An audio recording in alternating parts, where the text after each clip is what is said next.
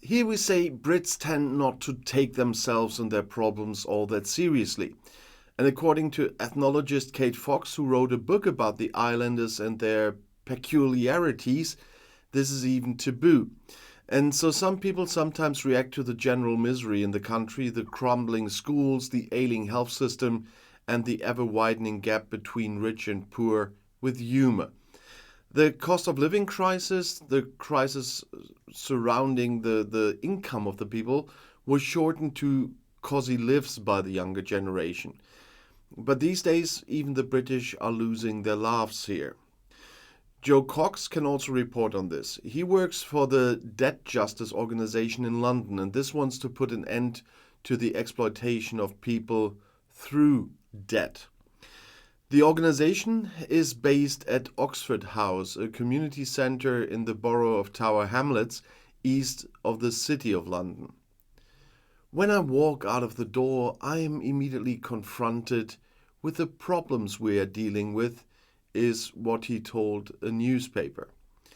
There are high levels of poverty and inequality and poor housing and all the problems that come with that. Because in addition to the cost of living, rents and mortgage interest rates continue to rise in Great Britain, and many people came under extreme pressure. They often see no other way out than to take out a loan, and that with poor conditions, and which increases the financial burden even further. A new analysis from Debt Justice has found that the number of households suffering from high levels of debt has increased by 2/3 since 2017. 12.8 million people are said to be affected. And young Brits in particular no longer see any prospects on the island. Record numbers of adults still live with their parents. And according to recent surveys, anyone who moves out can expect to spend more than half of their income on housing and additional costs. An analysis by the Resolution Foundation think tank found that middle-income households in Britain are 9% poorer than those in France. And Sam Ashworth-Hayes, a journalist at the Telegraph newspaper, recently said, "Get off the ship while you still can." In the UK, rising living costs have left citizens running out of money. What makes matters worse is the poor starting position. Hardly any large industrial country was hit so hard by the financial crisis.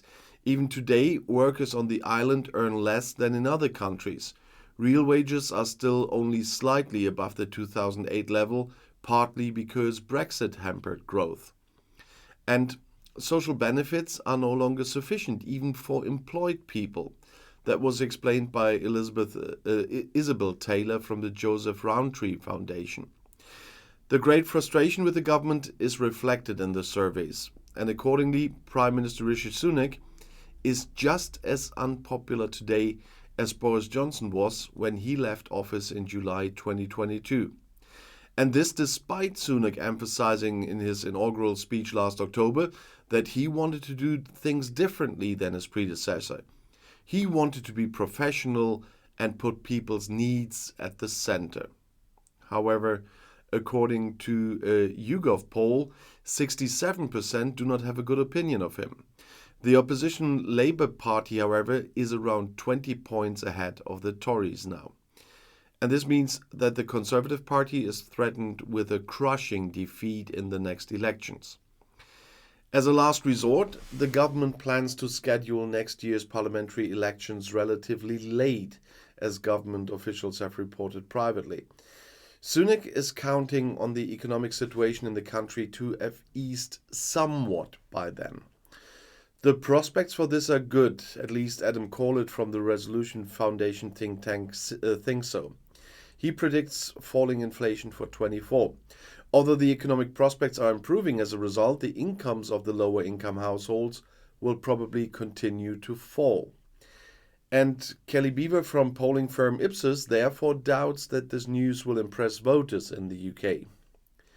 Lower and middle class households don't really see this impacting them. As concerns about the economy subside, other things move up the priority list, such as the national health system or the school system, and with it areas where every nook and cranny is missing. After all, the NHS health system is in its worst crisis since its inception. A major wave of strikes paralyzed large parts of public life last year and will continue this fall.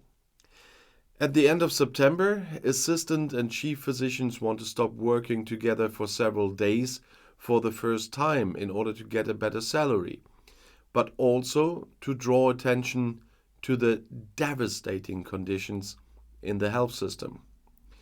When the pandemic hit the NHS, resilience was already very, very low.